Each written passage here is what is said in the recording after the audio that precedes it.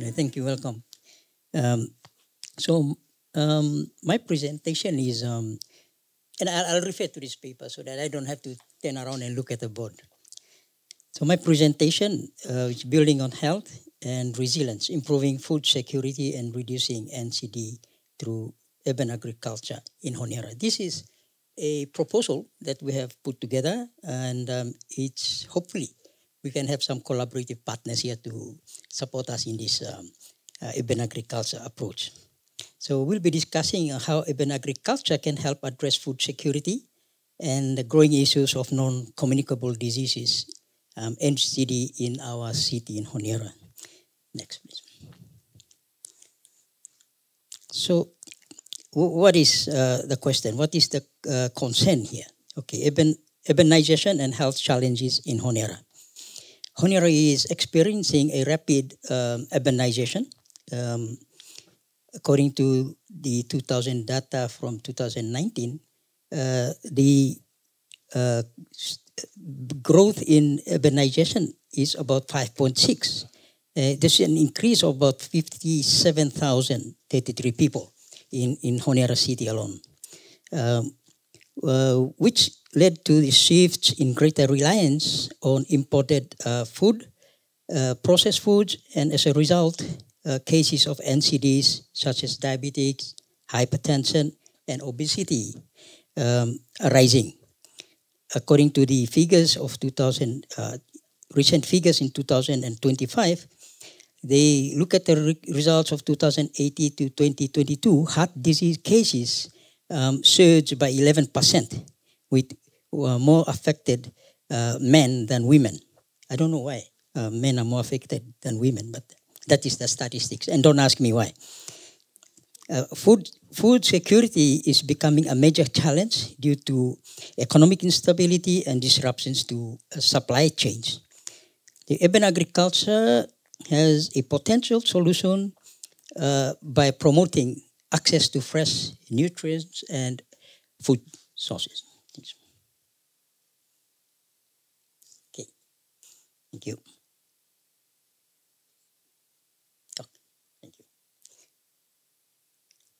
Okay, so the role of urban agriculture. Urban agriculture plays a critical role in improving food security and public health. It provides access to locally grown fresh and nutritious food, reducing dependence on costly imports. Gardening and farming also encourages physical activity and community development. Overall, urban agriculture strengthens food security and resilience in parts of food crisis.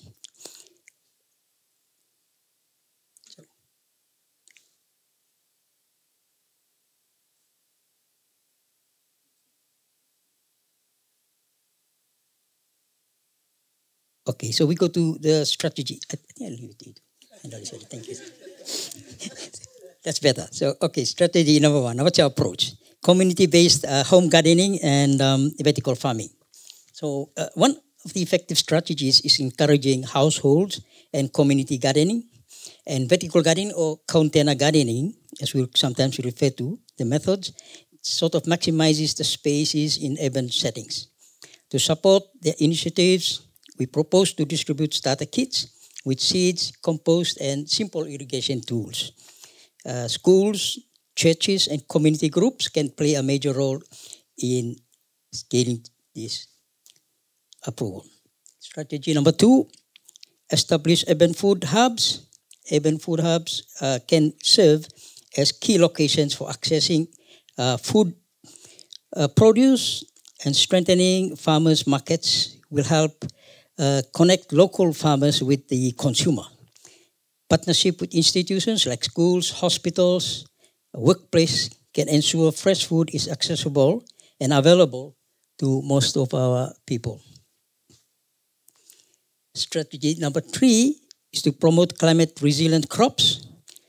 Focus on climate resilience crops will help urban farming more sustainable. You all know what it's all about, soil health and water management, etc. and prioritize nutrient-rich traditional crops such as leafy grass, greens, sweet potatoes, banana, taro, cassava, etc. This is more common in the islands. Composting and organic fertilizer to enhance soil health and productivity, and additionally, drought-resistant crops should be encouraged to ensure food production remains stable, even in challenging conditions. Okay, policy support and incentives. Policy support is critical for long-term success, and we must advocate for policies that allow urban farming on vacant lands. Providing tax breaks and incentives can encourage more people to participate in urban agriculture, and integrating urban farming into city planning and public health policies will ensure its sustainability. Next slide, please. Public awareness and capacity building and education are essential to changing mindsets and behaviors. Nutrition education campaigns can promote healthier eating habits. Training programs will equip urban farmers with the skills they need for sustainable farming, and using media and influencers can help drive the interest in local food productions. Okay. The expected outcomes. By implementing these strategies, we expect to achieve several key outcomes. 1, improved access to fresh, healthy, locally grown food. 2, reduction in NCD rates as people adopt healthier diets. 3, stronger community resilience through local food production. And 4, increased policy support for urban agriculture initiatives. Conclusion and call for action. In conclusion, urban agriculture is a powerful tool for providing health and resilience in Honiara. It requires collaboration from government agencies, NGOs, local communities, and health institutions. How you can contribute is support urban gardening initiatives, promote food market by purchasing more from urban farmers, advocate for policy change that support urban agriculture. So together we can build a healthier and more food source for Honiara. Thank you for your time, and I'm happy to just answer to your questions. Thank you. And not forget, my colleague too can answer your questions. Dr. Hugo, can you stand up and so that everyone can see you? Yeah, thank you. That's it. Thank you, Doctor. Thank you, Alex. So, do you have any comments or questions for Alex or Hugo? George? Thank you very much, Alex. Very interesting. I'm just wondering what you think are maybe the main barriers to trying to achieve what you're trying to do there with urban agriculture. I'm thinking too, like, of things like, food preferences, like, for example, just thinking in PNG, people go for, if they live in town, they love the fried food. A lot of rice is eaten. And what would you say are the major barriers to trying to achieve what you want to do? Yeah, it's the cost. Yeah, that's one of the major problem. We have imported goods that are cheaper than the market food. So people prefer for the instant noodles and the easy ones to cook. So it is the cost. Yeah.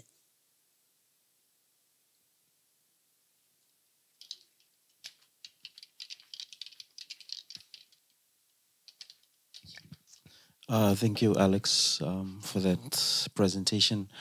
I'm just wondering how different is what you've presented here to what Custom Garden is also doing at the same time in the Solomon Islands. Is it a gap that you're trying to fill in as well? Thanks. Yeah, I think Custom Garden is doing a very good job. It's bringing the custom garden to the families. I think that's the gap that we need to bridge.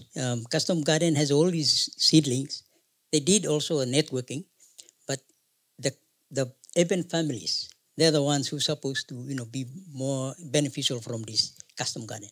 So I think that is the aim here, is to help also support custom garden in its efforts, and also encourage urban families to utilize the technique, the skills that custom garden has, and the resources that they have.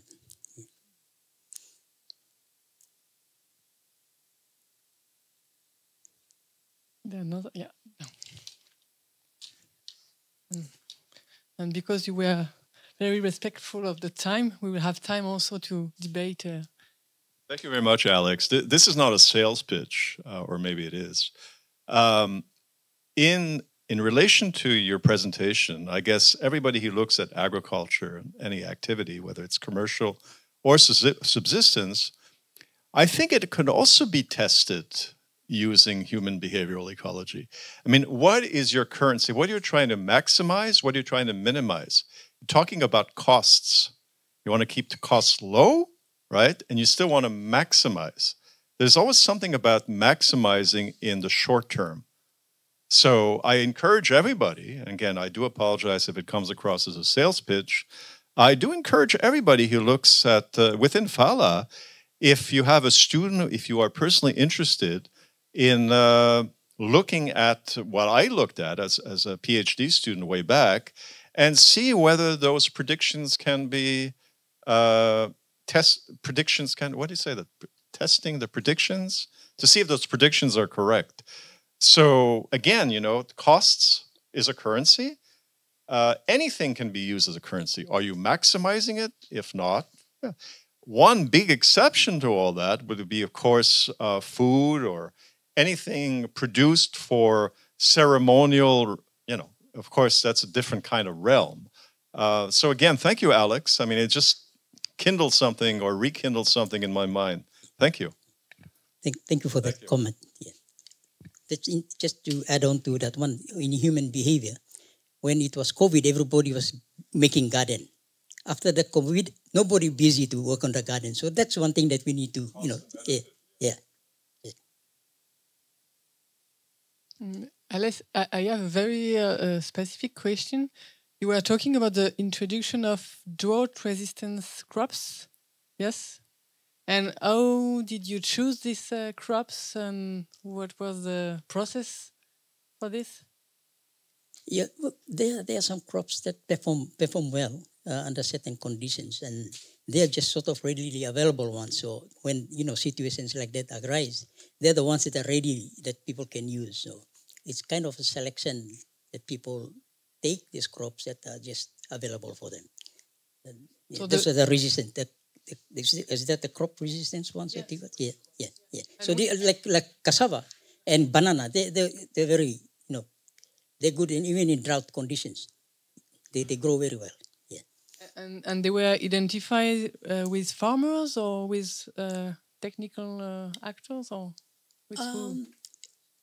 Just families, they just use it for it's just sort of used by them. Yeah.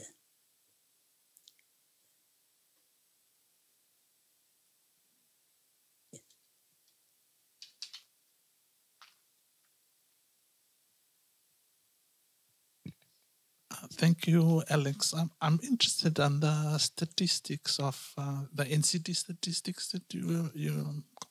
The source, was it a special survey to collect, or was it based on the Ministry of Health? Yeah, it's based. Sorry for that. Yeah, it was based on the Minister of Health at the handing over of the CMC. What just common medical facility, was it? That was built by China. It was just handed over. It's quite a modern one. China just handed over that facility, and the minister made reference to that 5.6% NCDs. Yeah, I just used that. Okay. It's not tested, or maybe it's not even. Yeah. Yeah, because with Ministry of Health, we know people will just present themselves sick, so they'll be probably little biased. But thanks anyway. Okay, sorry for that, and forgive me. Don't quote me. Quote the minister.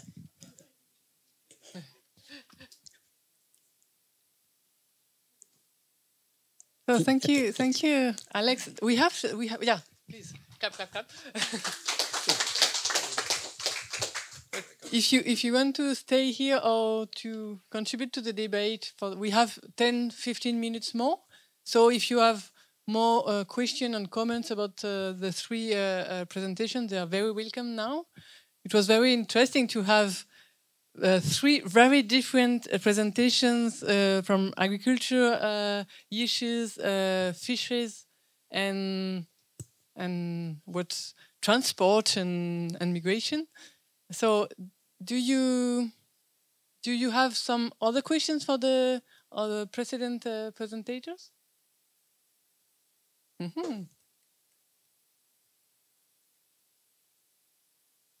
Or if you want to add things, yeah, sure. I have just a comment about shellfish. You see, it's about the management of shellfish, because mostly people are involved in doing MPAs, but these MPAs are designed for fish, and the behavior and ecology of fish is totally different to ecology of shellfish. For example, the trend is to do big MPAs. Many people say it's the future is big MPAs, but if you are a mollusk, if you are a shellfish, you need very small MPA. It's more important to have a small MPAs linked to 2 or 5 kilometers. Is quite more efficient than to create a big MPAs of several hundred square kilometers. And another thing that people forget is it's important to have a minimum size, but it's also important to have a maximum size, because the quality of sperms of mollusk depends on the age. Is totally different to human beings. But so it's important to keep the great fathers alive. Because it's in that way I'm close to be retired. No, but when I was in Vanuatu Fisheries Department, we have a size, maximum size for crocus and turbos, and it's very important. And many people forget that. So the behavior, the ecology of shellfish, totally different to fish. Thank you, Gilbert. Can I just quickly respond? MPAs, as far as I know, again, I turn to the Solomon Islands. My colleague who has worked on MPAs in Roviana and Vonavona Lagoon, I think it's one of the rare instances of MPAs for shellfish. Correct me if I'm wrong. There was another thing I wanted to add, but I just forgot. So, yes, MPAs are primarily designed for finfish. But again, I think it was Pascal Dumas from IRD who 2 years ago presented on a related topic in relation to, I'm not sure if he used the word MPA for New Caledonia. I still have his PowerPoint. But that's a very good point. Thank you, Gilbert. And I think that Jean Vancelius on Thursday will also talk about this in the afternoon. Yeah. Oh, yes. It's very interesting, the discussions and presentations, but I've got a question for Frank and anybody else who wants to contribute to it. In Papua New Guinea, I noticed in coastal areas that there's a lot of taboos against harvesting shellfish and so on at certain times of the year, or when someone dies, or they're building up stocks for some big celebration that's coming up. I'm just wondering, are those sort of things, I don't know how, but I'd assume they're throughout the Pacific. I don't know, but I'd imagine that those sort of systems are coming under a lot of pressure, and that was like that question before about tenure over marine resources, how that might be changing. Because I know that, and where I've visited in West New Britain, they're trying to keep people out, especially migrants who are settling. They're trying to limit them going onto the reefs and harvesting. Quickly, because before I forget, taboos for shellfish, I'm not familiar. I'm more familiar with taboos on finfish. The second thing is that, again, in reference to what I've read about Solomon Islands, Is that for is it the Seventh-day Adventists? I'm not sure what church. There's obviously, it's not a taboo. They don't eat shellfish. But that's a very good question. Is there in any Pacific Island society, not just Melanesia, raui, for example? I don't know if it ever applied to shellfish. I don't know. Perhaps some of you do. I don't know. There is good examples of taboo on shellfish in Indonesia. Sasilola in Maluku Islands and it's K Islands, for example. It's very interesting. And even if there is no, well, maybe there are, but I don't know. If there is no taboo on shellfish, especially on species, here you can have taboo on a place where they are. So, yeah. Yes, and this is very often you can find this here, and sometimes you have also time where you are not able to go on this place, and as it's many often it's near the land, so where you have the shellfish, so it's something that will be interesting maybe to go further in other places in the Pacific.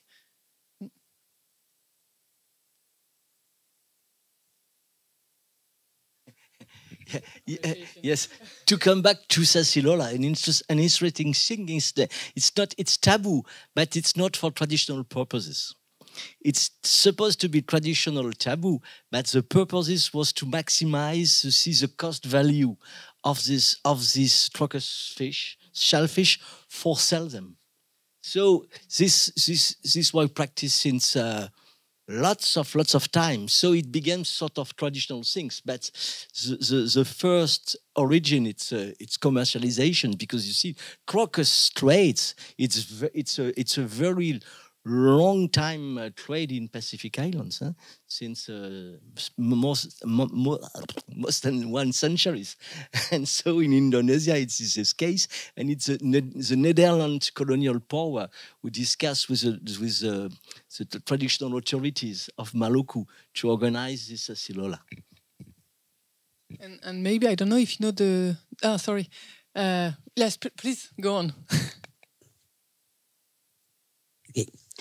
Yeah, no, regarding shellfish, I'm just relating a situation in Solomon Islands. Shell money that we wear comes from the shells from the sea.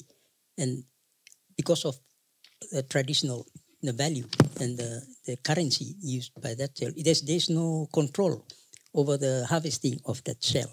And the people in Langa-Langa Lagoon who produce the shell, they ran out of shell in their own area, and so they go to other provinces to collect the shells. So yeah, there's no really taboo on the use of harvesting of shells.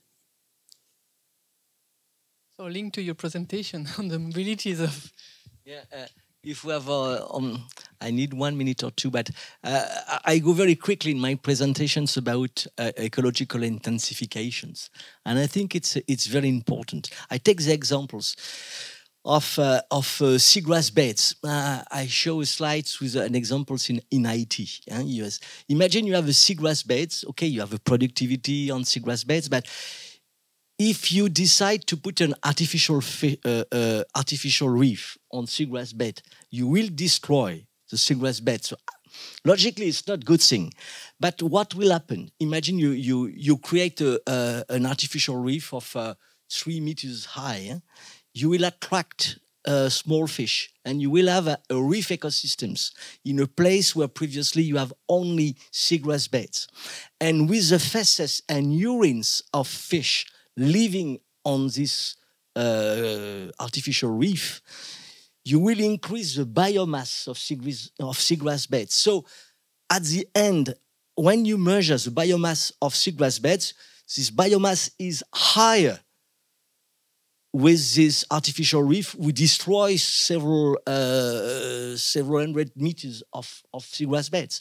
So it means that you add to the seagrass beds an artificial reef, coral reef. So it is ecological intensifications.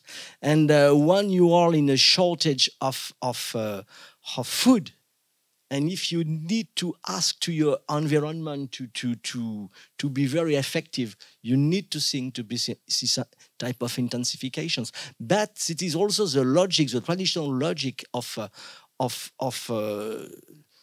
Highlander gardening. You see, when you have a sort of traditional agroforestry. Agroforestry is shown as traditional, as shown as ecological intensifications, but people did that since centuries in the region. So it's important now to provide scientific proof about the interest of all these old traditional practices and show that it was very clever, and ask to young people don't to neglect that. Because very often we could see in the Pacific Islands young people who are very keen on new modern things. And they say, well, how this, it's not rubber things, but it came from grandfather. And so and sometimes we need to take considerations all the interest of all these practices. Do you want to respond? So no, I saw it, yeah, like this, okay. That's great to see the conversation. Just, yeah, of course. I would like to add. I don't know if you know the work of Ariana Libertad, who work in Indonesia on shellfish, on the practices, the food, the taboos, the political, environmental regulations, and so on. It's very, very interesting. Okay. Okay.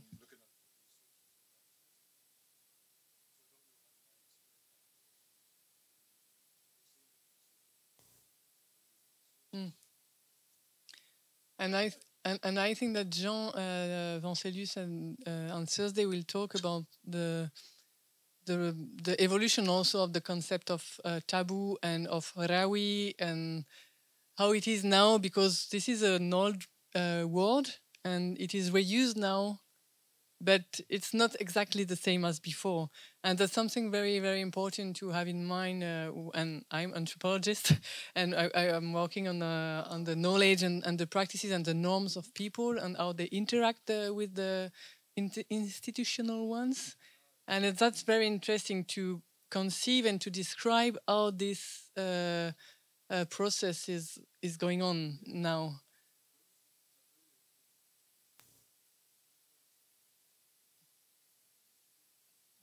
Yeah, as for here, we use a word of taboo, but sometimes it can say you cannot go there. Sometimes you can understand this as it's important for us, or there is a lot of work on this.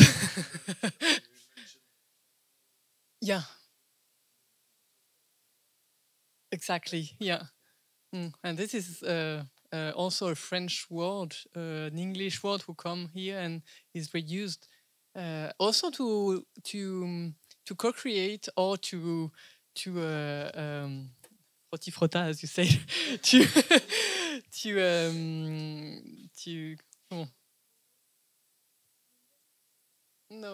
confront the point of view on this. Yeah, sure. Sorry, again, quick question for Gilbert. Are you saying that with the coral reef, ultimately this might become seabed grass? Is that what you said? Or maybe, well, my question is, what's the turnover rate? You're talking about intensification, supposedly for people's benefit. How long does it normally take for a coral reef to transform itself into a seagrass bed? Thousands of years, or maybe I misunderstood? Oh, sorry. Yes, my talk was about places where you have seagrass beds without coral reefs at all. But you have coral fish larvae, which coming with the currents. All those larvae will die if they don't find proper habitat to settle. So the idea is to put artificial reef, new habitats, artificial habitats, to attract all these larvae, and so these larvae who are supposed to die, they will still survive. and settle in these new places. And so you have the growth of coral reefs. You have they could host juveniles of coral fish. And so in one place where you never see coral reefs, you could have coral reefs and seagrass beds. And these new coral reefs, it's not. It's rather good for the ecology of seagrass beds because it provides nutrients to the seagrass beds. I apologize. That's, okay.